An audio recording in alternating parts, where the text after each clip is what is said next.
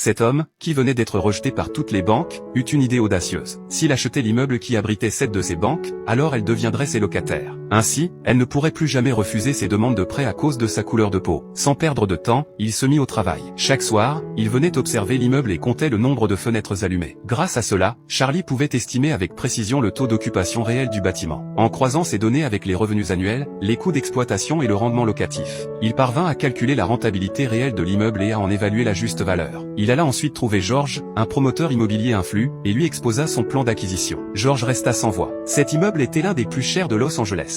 De plus, les propriétaires n'étaient pas réputés pour être conciliants. Tenter d'acheter un bien sur leur propre terrain relevait de la pure folie. Mais Charlie ne se laissa pas démonter. Avec calme et assurance, il expliqua son raisonnement. L'immeuble hébergeait cette grande banque. L'acheter signifiait non seulement obtenir facilement des prêts, mais aussi surveiller de près les tendances du marché immobilier. Cela leur permettrait de mener leurs affaires avec une longueur d'avance. Enfin, il présenta à Georges toutes les données qu'il avait soigneusement calculées. Georges fut stupéfait. Charlie n'était pas un rêveur, mais un stratège méthodique et réfléchi. S'associer avec lui ne pouvait être qu'une excellente décision. Ils recrutèrent alors Matthew, un simple ouvrier du bâtiment, mais doté d'une grande ambition. Surtout, il savait se faire apprécier de tout le monde. Mais lorsque Charlie et Georges lui parlèrent de leur projet, Matthew fut totalement dérouté. Dès le lendemain, Charlie et Georges commencèrent à le former intensivement. Ils lui enseignèrent non seulement les bases de la finance, la négociation et les modèles économiques, mais aussi l'art de se mettre en valeur, jouer au golf, maîtriser les codes du savoir-vivre. Chaque détail fut soigneusement travaillé. Après 3 mois d'apprentissage, Matthew dépassa toutes leurs attentes. Il ne comprenait pas toujours les concepts financiers les plus complexes, mais il possédait un atout précieux, une mémoire exceptionnelle. Tous ces chiffres, ces formules et ces termes techniques qu'il ne comprenait pas, il les apprenait par cœur. Et sur un terrain de golf, son talent naturel fit le reste. Personne ne pouvait soupçonner qu'il avait été ouvrier quelques mois auparavant. Au moment d'approcher les propriétaires de l'immeuble, Matthew créa la surprise. Un swing parfaitement exécuté suffit à impressionner ses interlocuteurs, et lui permit d'obtenir une opportunité de négociation. Toutefois, il n'avait aucune expérience en la matière et ne savait pas comment s'y prendre. Mais Charlie, lui, avait déjà tout prévu. Il avait calculé en amont chaque donnée essentielle, de sorte que Matthew n'avait plus qu'à réciter ses chiffres avec précision. Quel que soit le prix annoncé par les propriétaires, Matthew répondait instantanément avec des données précises et irréfutables. Les propriétaires en furent déconcertés. Même leurs propres experts financiers étaient incapables d'en faire autant.